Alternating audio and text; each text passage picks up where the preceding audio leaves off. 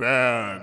Now, what is band? Band is actually kind of a cool class. It's full of music, experiences, and occasionally there will be that one dude who watches memes on his phone during the whole class, which is kind of cool, but it's probably not allowed. But the point of this video is to explain the different instruments that are involved with band. Also, we're talking about this kind of band, not this kind of band, or that kind of band, or... yeah.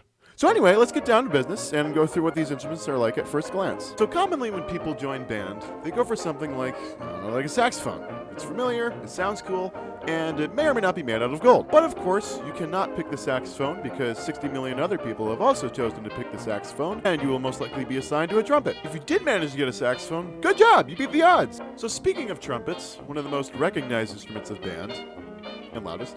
Yeah, believe it or not, these little buggers are actually kind of loud, so I do not recommend planning a prank on your friend by playing it next to their ear and causing permanent hearing loss. Now, the valve trumpet that we know today has actually been around for a really long time. Now, take it back to 1788, and this dude called Heinrich Stossel.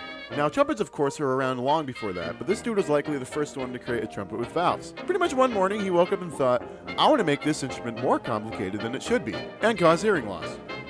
And then he made his own trumpet. Also, as a reminder, there are different kinds of trumpets, but we'll get to that later. Now, the next instrument that we're going into involves a lot of people not knowing what it is. A lot of people look at this instrument and they're like, oh yeah, it's like a tuba. But of course, this is wrong. It's called a French horn. These are those booming horns that Hans Zimmer practically games on. Now, of course, the most important thing about this instrument is to know when to sound like a big booming horn. Because if the rest of your section is playing really quiet and you're just sitting there going full force on the thing, that's not going to make a lot of people happy. The next instrument on the list is the famous trombone, which may or may not be a giant paperclip. This thing is very famous for its ability to slide through different notes. This can also come in handy when you feel like playing that sound effect that your teacher uses when you get the wrong answer in Class Jeopardy. Also, it makes a great motorcycle.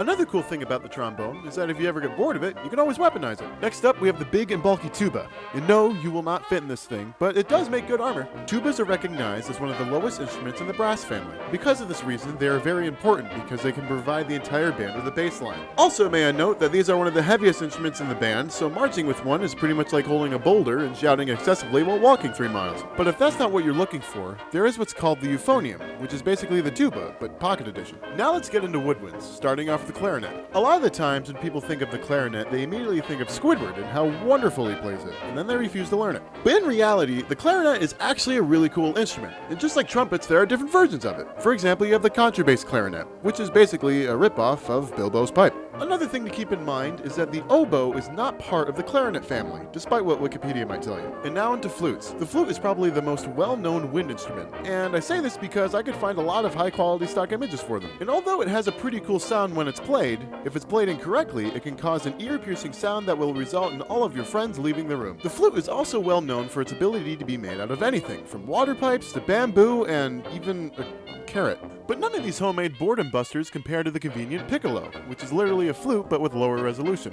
Now the next instrument is seen in a lot of jazz-oriented band music, and this one, as you all know, is called the piano. Now contrary to popular belief, pianos are actually classified as percussion instruments because they have a hammer that hits the strings. But this is the #1 instrument that people go to when they have free time in band, especially with keyboards, meaning that while you're practicing, it's almost a guarantee that you'll find someone trying out the new drum set effect as loud as possible by banging all 10 of their fingers on every single key that ever existed with the force of a sledgehammer. But nonetheless, this instrument sounds really good when it's played correctly. And now into the final subject, percussion. Common percussion instruments include stuff like timpani, xylophone, bells, which is basically xylophone part 2, and drum set. Not gonna lie, the drum set is probably one of those instruments that sledgehammer keyboard dude will jam on. Now percussion is very important in band, as it provides the entire group with a steady rhythm and ambiance. And the best way to achieve that steady rhythm would be to follow the conductor and stay together with each other. If this doesn't happen, it's basically going to be a scene where the drummer is gaming on some epic solo, the timpani is blue screening, and the xylophone might weaponize their mallets. Oh, and that's another big thing. This is also coming from personal experience.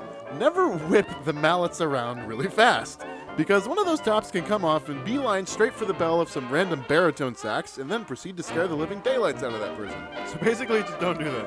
And that's pretty much all I've got as to a good intro of what band could be like. Now, if this video made you worried in any way, just take it with a grain of salt, because like I said before, band is a really cool class.